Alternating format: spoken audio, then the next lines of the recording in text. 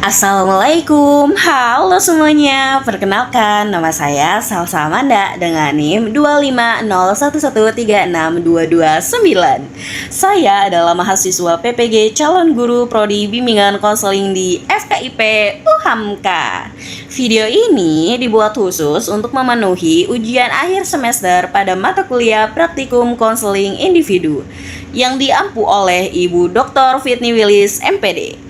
Di mana dalam simulasi sesi konseling individu kali ini saya akan berperan langsung sebagai konselor.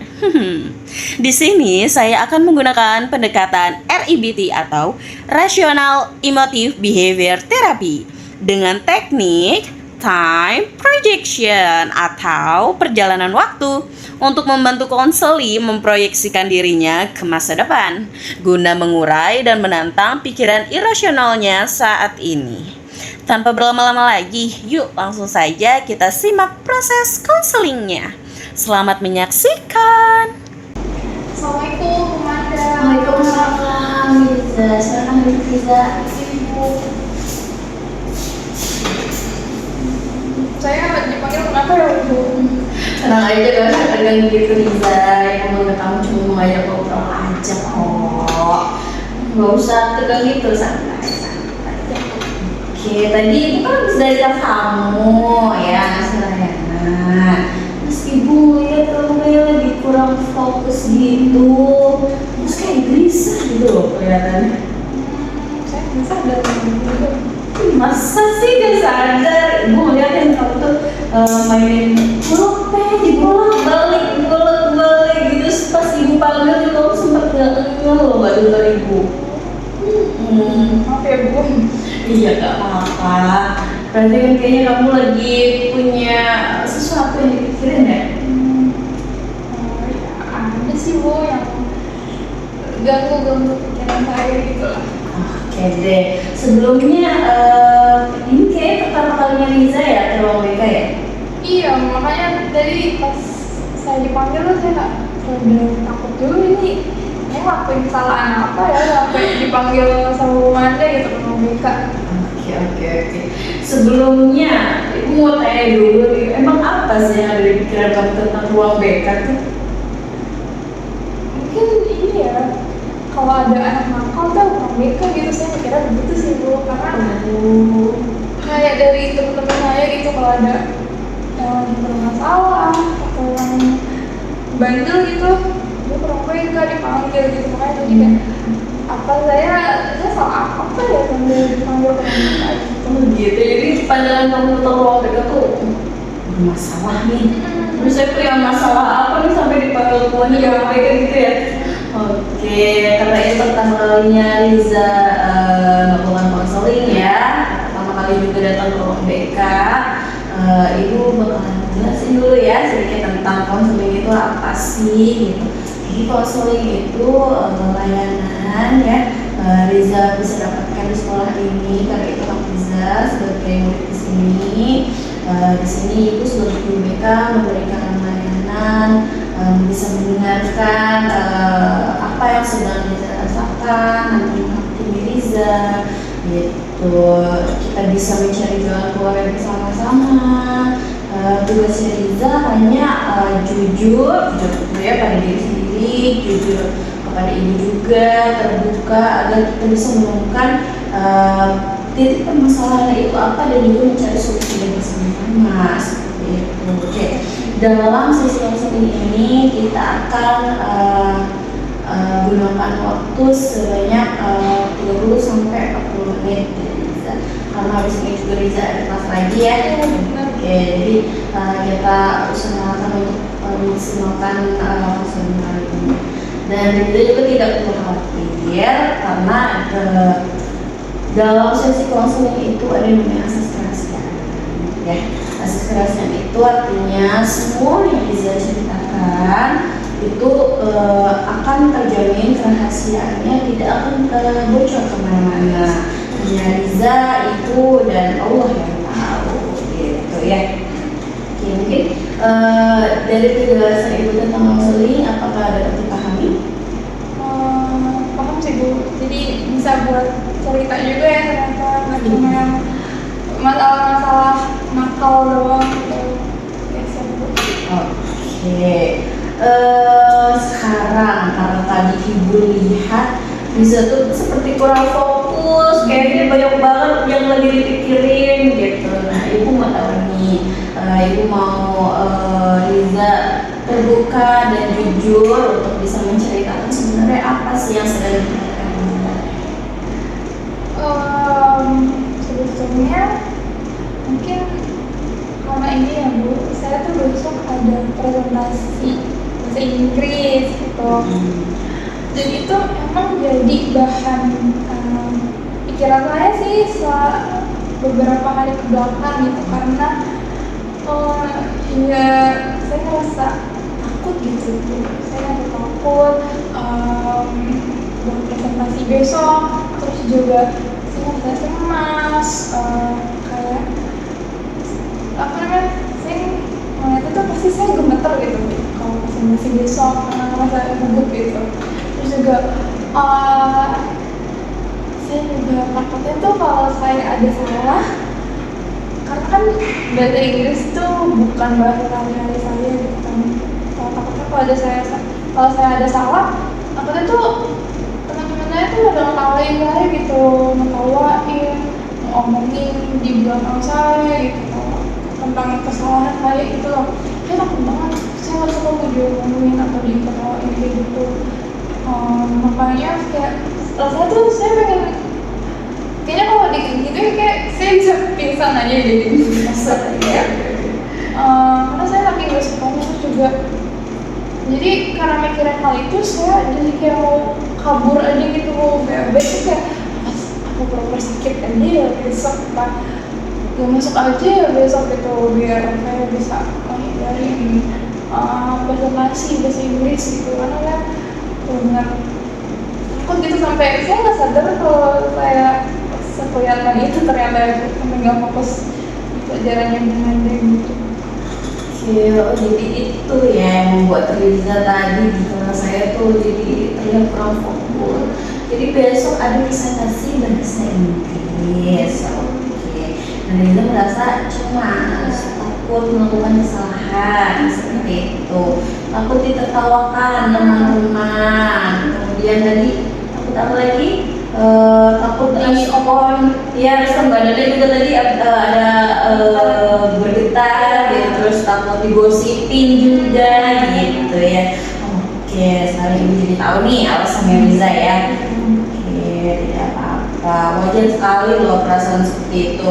Apalagi ini bukan bahasa sehari-hari, tentu kita jadi lebih ekstra ya berlatihnya gitu kan, supaya bisa menampilkan yang terbaik gitu kan. Oke, sekarang karena ibu udah tahu, sekarang mari kita cari jalan keluarnya bersama-sama. Di sini ibu berusaha semaksimal mungkin untuk mendengarkan cerita dari Riza. Riza juga boleh lebih terbuka lagi supaya kita bisa sama-sama mencari solusinya seperti itu ya. Oke, sekarang kita coba urai ya permasalahan yang Riza alami. Tadi dari cerita Riza ada kejadian di mana Riza ini sebenarnya besok ada presentasi bahasa Inggris. Oke, nah dari presentasi itu sebenarnya apa yang paling kamu takutin sih? Saya takut saya tuh kayak salah ngomong atau tiba-tiba jadi terbata-bata gitu. Jadi yang pengen saya sampaikan itu enggak tersampaikan gitu dengan baik. Terus juga saya juga takut banget terhadap respon teman-teman nih terhadap kesalahan yang mungkin kalau besok terjadi gitu loh. Jadi kayak saya takut diketawain, terus saya takut diomongin, itu sih gue yang ketakutan yang sampai kayak jadi bahan pikiran gitu, sampai nggak sebelum tidur kok saya mikirin hal ini gitu. Jadi saya tidur akhir-akhir ini jadi enak deh. Gitu. Memang dari presentasi yang kamu takutin ini, memang kamu pernah ada mungkin pengalaman presentasi lainnya gitu sehingga kamu sekarang jadi takut seperti ini? Pernah di waktu itu saya presentasi apa ya, sosiologi IPS gitu kan. Saya juga ngerasa gemeter gitu sih Bu, karena saya sempat salah ngomong gitu Bu. Saya salah belibet gitu, terus kayak diketawain sama temen saya, terus kayak jadi saya kayak udah deh saya jadi ngerasa takut saya gitu gitu lagi, terus diketawain gitu. Oke. Berarti dari pengalaman itu ya, jadi membuat untuk presentasi kali ini juga ada kekhawatiran takutnya presentasi yang lalu itu terjadi di pelajaran ini juga gitu ya. Jadi menimbulkan pikiran kamu itu harus lebih baik, harus sempurna gitu. Terus kamu kalau gagal kamu merasa seperti apa? Kalau gagal ya saya ngerasa jadi orang yang nggak berguna sih Bu, saya kayak ngerasa gagal banget gitu, karena padahal saya ngerasa saya bisa apa namanya, bisa ngelakuin itu dengan baik, tapi kayak tiba-tiba saya gagal gitu, jadi kan ngerasa jadi orang yang gak berguna aja gitu Bu, karena bisa gagal. Oke, kamu jadi merasa tidak berguna gitu ya. Oke, dari pikiran itu timbullah nih rasa cemas kamu yang kamu rasakan saat ini.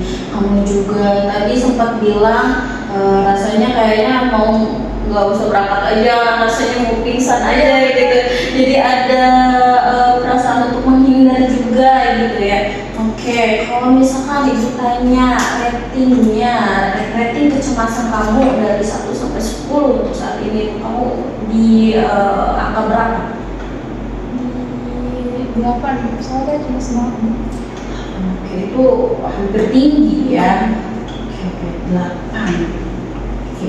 Oke, sekarang karena ibu udah tahu nih sebenarnya apa yang sedang kamu alami, perasaan apa yang sedang kamu rasakan. Sekarang kita coba uji ya, sebenarnya permasalahan yang kamu alami ini benar sebesar yang kamu pikirkan apa enggak gitu ya. Oke, sekarang ibu minta Riza duduk santai, coba dibuat posisi senyaman mungkin.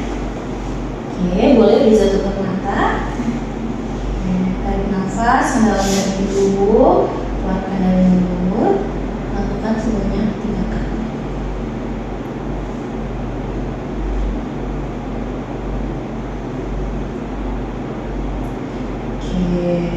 Riza, coba untuk relax, jangan pikirkan hal-hal negatif dulu. Kita fokus pada sesi perjalanan. Jadi sekarang saya akan mengajak Riza untuk melakukan perjalanan waktu atau time projection. Oke, sudah lebih relax. Oke, sekarang saya minta Riza untuk bayangkan hari esok. Besok adalah presentasi bahasa Inggris Riza. Bayangkan Riza melakukan kesalahan kecil saat presentasi besok itu. Ada teman-teman yang menertawakan Riza, ada juga yang bergosip. Kemudian guru bahasa Inggris Riza juga melihat Riza melakukan kesalahan. Coba dirasakan ketidaknyamanan kondisi itu.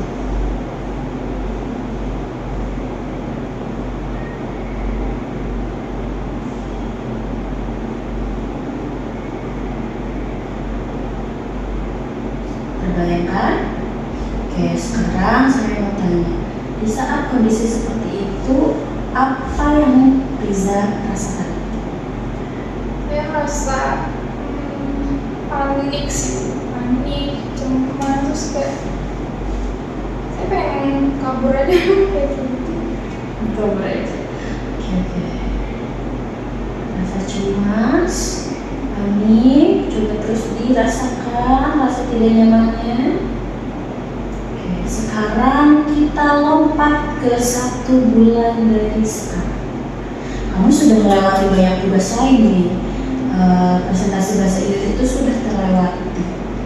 Apakah menurut kamu teman-teman itu masih berkumpul di kantin hanya untuk membicarakan kesalahan presentasi kamu bulan lalu itu? Kayaknya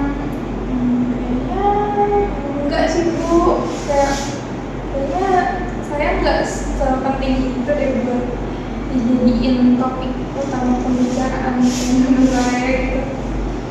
Oke, kamu merasa kayaknya mereka udah gak mikirin lagi ya? Oke. Sekarang kita lompat ke 1 tahun ke depan. Oke, artinya Liza sudah naik kelas ya. Oke, sekarang apakah nilai atau tawa dari teman-teman Liza itu saat presentasi bahasa Inggris ya di kelas 10 mempengaruhi hidup kamu? 1 tahun ya. Enggak sih Bu, enggak terlalu mempengaruhi karena setahun berarti saya juga udah agak-agak samar mungkin ya terhadap peristiwa itu gitu loh. Dan juga kayak saya pasti udah ngalamin peristiwa-peristiwa lain, jadi kayaknya saya kayak bakal lupa deh sama apa namanya respon teman-teman saya saat itu. Dalam jangka waktu 1 tahun mungkin kamu sudah lupa dari apa yang digosipkan teman-teman kamu saat kamu melakukan kesalahan. Oke, sekarang terakhir, bayangkan 5 tahun ke depan. Kamu artinya sudah lulus sekolah. Oke, apakah kejadian besok ini saat kamu presentasi ini, apakah itu menentukan kesuksesan karir kamu? Enggak sih Bu, kan apa ya, enggak sama sekali enggak sih kalau menentuin kesuksesan karir. Walaupun mungkin presentasinya untuk menilai, tapi saya rasa nilai saya yang lain cukup bagus sih buat menutupi kalau mungkin nilai saya yang presentasi itu kurang bagus gitu. Jadi itu yang presentasi enggak mempengaruhi sih, enggak bakal mempengaruhi karir saya ke depannya. Oke, untuk sampai ke 5 tahun ke depan, kamu merasa bahwa itu tidak akan mempengaruhi karir kamu ya. Bahkan mungkin kamu sudah lupa, teman-teman kamu juga sudah lupa karena sudah banyak yang kamu lalui ya. Oke. Kalau saya tanya, apa yang kamu rasakan dari perjalanan ini? Awalnya pas memandang seluruh bayangin gitu sih saya cara presentasi teman-teman terus di teman saya gitu, saya kayak merasa takut beneran gitu ya, cemas gitu. Tapi setelah gue mandang bilangnya bayangin 1 bulan ke depan, 1 tahun, 5 tahun itu kayak mami bener juga ya kayaknya, kayak mungkin sehari kemudian aja temen-temen mungkin udah lupa gitu sama kejadian tersebut, sama kesalahan saya. Jadi mungkin kecemasan saya nggak segitu besar sih. Oke, baik. Sekarang Liza boleh bertemu kembali. Oke, terima kasih sudah melakukan perjalanan waktu dengan saya ya Liza. Oke deh, jika di masa depan aja kejadian itu bukan apa-apa buat kamu ya, lalu apakah masuk akal jika hari ini kamu membebani diri kamu sendiri seolah-olah ini itu seperti akhir dari dunia gitu? Nggak masuk akal sih Bu, karena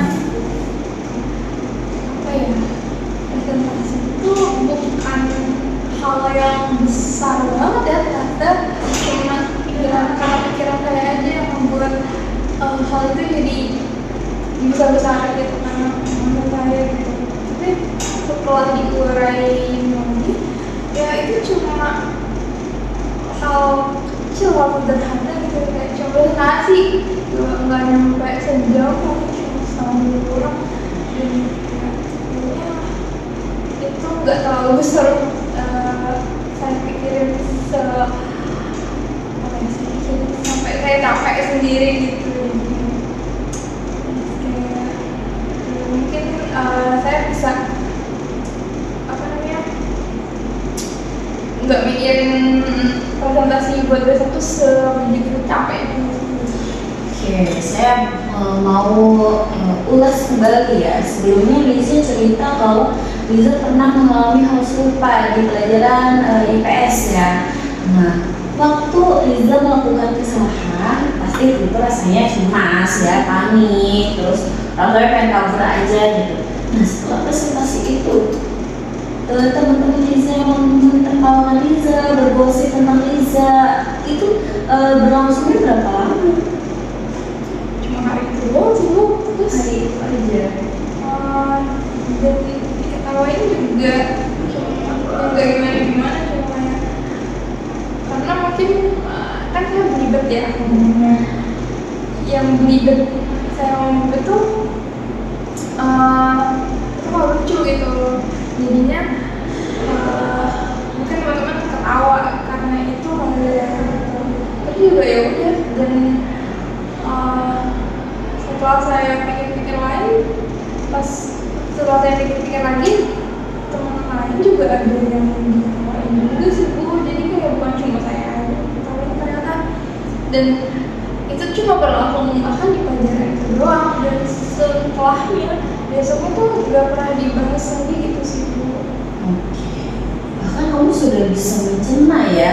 Sebenarnya kejadian itu hanya terjadi hari itu aja gitu, tidak mempengaruhi kehidupan kamu selanjutnya gitu.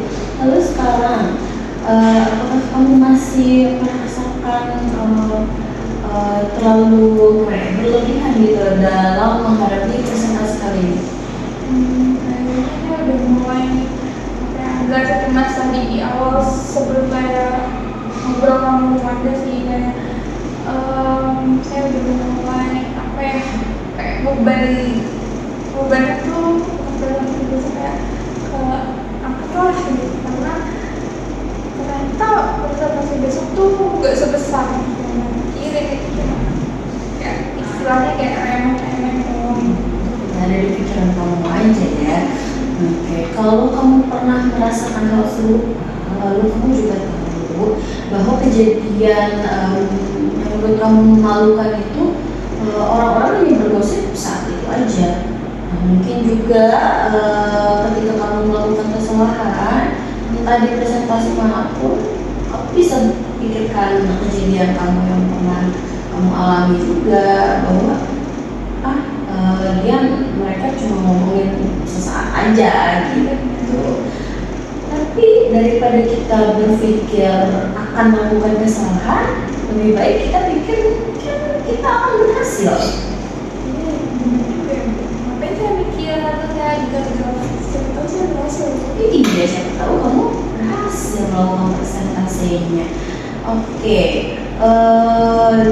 jawaban kamu sih sudah mulai berubah ya ke hal yang jauh lebih positif gitu ya. Sekarang saya mau tanya, apa kalimat baru yang bisa kamu pegang untuk kamu melakukan presentasi besok supaya kamu tidak terlalu cemas?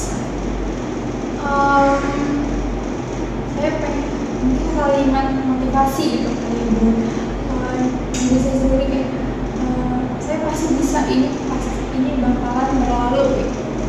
Jadi ya, penyemangat kalau yaudah presentasinya entah itu gagal ataupun berhasil bakal berlalu, udah kejadian gitu, bakal berlalu. Jadi kayak saya nggak perlu mikir sebegitunya gitu. Terus juga mungkin ini kalau gimana, ada tips nggak ya, kayak gimana sih cara biar presentasinya itu bagus gitu. Jadi saya butuh itu. Oke. Saya ada beberapa tips ya. Sebelumnya ibu tanya dulu, untuk presentasi besok apakah materinya sudah kamu buat? Udah, materinya udah saya buat. materi udah kamu siapkan. Sebenarnya kamu hanya tinggal memantapkan diri aja untuk kamu berbicara di depan teman-teman kamu kan ya. Kamu udah siap sebenarnya, cuma karena kamu kepikiran dan juga teringat kejadian yang pernah terjadi, jadi kamu stuck di situ. Sebenarnya kamu bisa loh untuk melangkah lebih dari yang kamu bayangkan. Kayak mungkin kalau kamu nanya tips ke ibu, yang pertama pasti mantapkan materinya dulu ya. Jadi kamu bilang udah punya materinya, mungkin sudah dalam bentuk PPT karena kamu sudah bilang presentasi. Kamu juga pasti punya pegangan materi untuk kamu bisa menjelaskan. Oke, dari situ kamu mungkin bisa pahami, jangan dihafal. Kalau dihafal, kamu salah ucap sedikit, kamu akan buyar. Gitu. Tapi dipahami. PPT itu kan pasti poin-poin kan. Dari masing-masing poin itu kamu pahami. Poin A menjelaskan tentang apa, kamu pahami. Ini nanti yang A ini aku menjelaskan ini. Kamu harus ingat itunya. Jadi kamu semua dihafalin persis seperti materi yang udah kamu cari, tapi dipahami. Ketika kamu sudah paham, kamu pasti bisa menyampaikannya. Gitu. Terus yang kedua, tidur yang cukup. Gitu. Kan ini kita konseling di waktu istirahat. Habis ini juga kamu masih ada kelas ya. Oke, nanti ketika kamu pulang, kamu mantapkan materi kamu terlebih dahulu. Kamu pahami poin-poin yang akan kamu sampaikan. Kemudian kamu latih berbicara di depan cermin. Iya, di depan cermin. Jadi kamu lihat muka kamu sendiri, cara kamu berbicara, cara kamu menyampaikan. Kamu coba percaya diri dengan melihat diri kamu sendiri. Oke, dari situ kamu bisa belajar berbicara. Gitu. Kalau bisa kamu bayangkan ada teman-temanmu, teman sekelasmu, itu jauh lebih bagus gitu. Jadi kamu merasakan vibes kamu ketika presentasi gitu. Ya, kamu latih itu jangan terlalu banyak, cukup 1 kali aja kamu berlatih. Habis itu tidur yang cukup itu berapa jam bisa? 7, 8 ya, 8 jam ya. Oke. Kira kurang sih. Iya, makanya perbaiki juga pola tidurnya ya. Oke, jadi ketika kamu nanti pagi bangun, otak kamu itu udah siap. Fresh ya? Iya, jadi fresh. Gitu. Kamu siap presentasi, kamu menghadapi dunia dengan ceria gitu. Dan mungkin kecemasanmu juga akan berkurang karena kamu sudah mempersiapkan itu semalam kan. Untuk tadi kamu bilang kamu juga suka tremor ya, badannya bergetar di saat di depan. Nah, kamu bisa gunakan teknik atau nafas yang tadi juga kita udah praktik ya.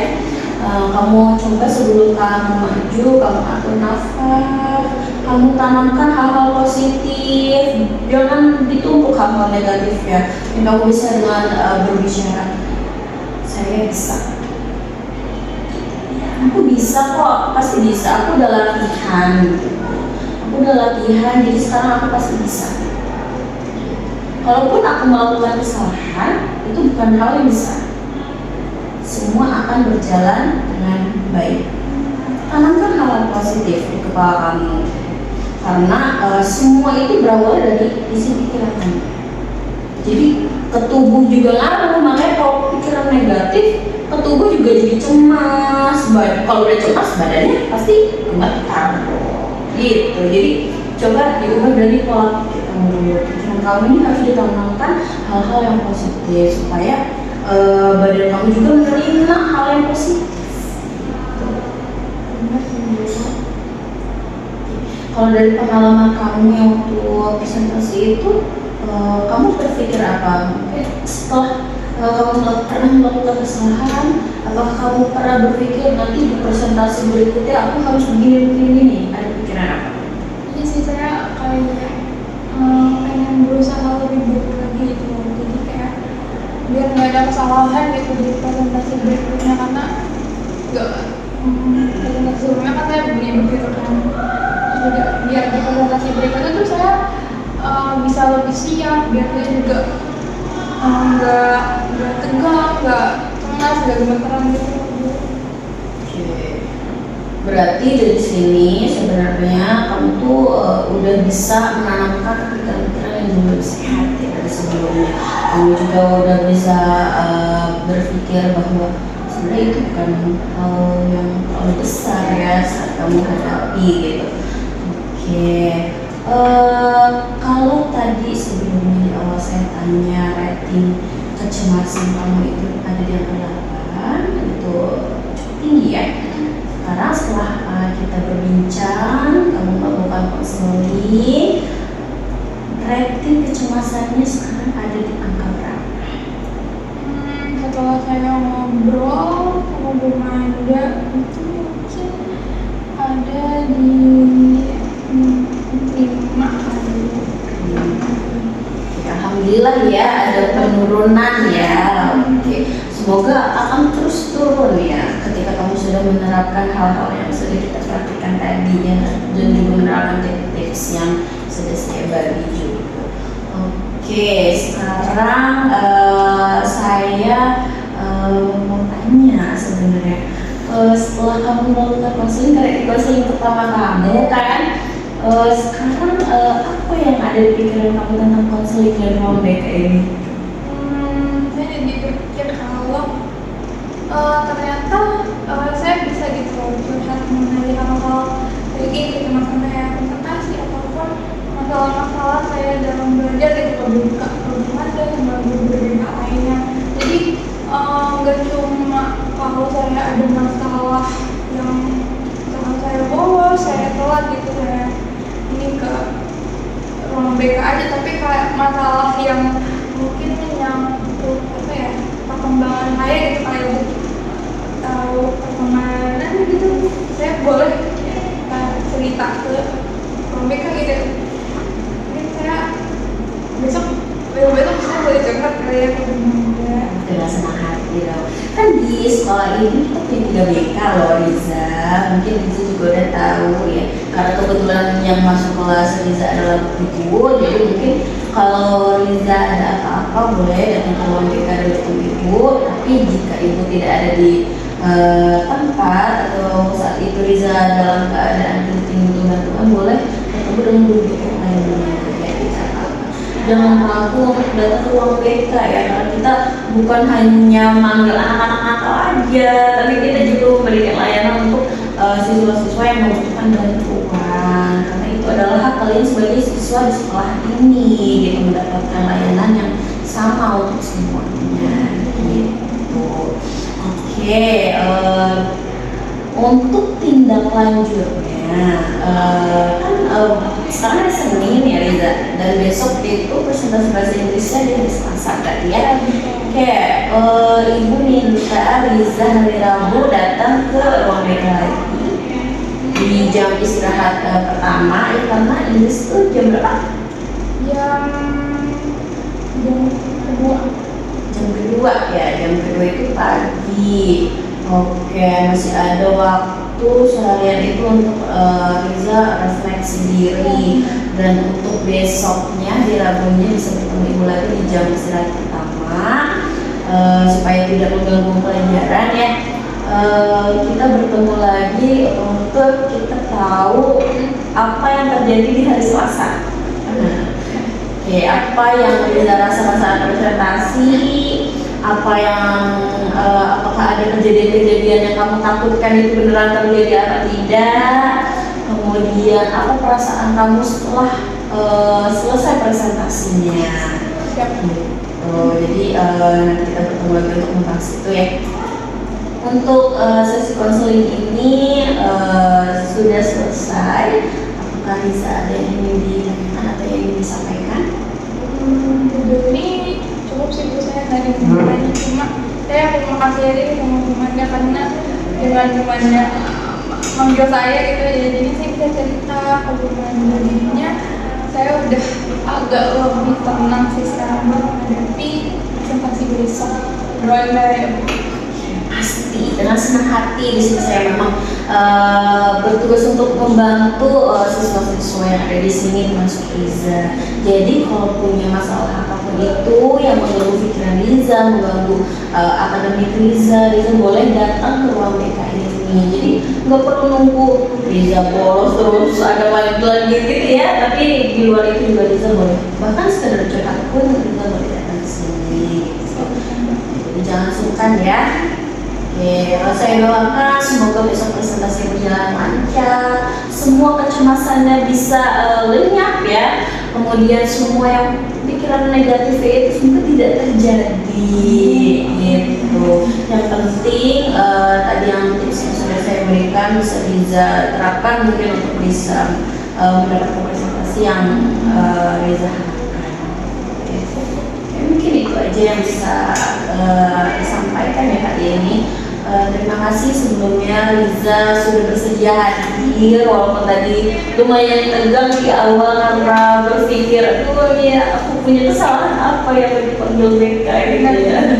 Ya terima kasih sudah berkenan hadir, kemudian sudah terbuka juga untuk menceritakan kegelisahan yang Riza rasakan. Semoga konseling ini bisa membantu Riza. Semoga kecemasan Riza juga berkurang. Semoga presentasinya berjalan lancar. Saya balik ke kelas dulu ya, Bu. Iya, silakan. Iya, salam. Ya. Oke, nah itu dia tadi simulasi sesi konseling menggunakan pendekatan REBT dengan teknik time projection. Kita bisa lihat ya bagaimana teknik ini dapat membantu konseling menyadari bahwa kecemasan masa depannya tidak semenakutkan apa yang dipikirkan saat ini. Terima kasih banyak untuk teman-teman dan dosen pengampu yang sudah menonton video ini sampai selesai. Semoga simulasi ini bisa memberikan gambaran yang bermanfaat mengenai penerapan teknik konseling di sekolah. Sampai jumpa di kesempatan berikutnya. Wassalamualaikum warahmatullahi wabarakatuh. Bye.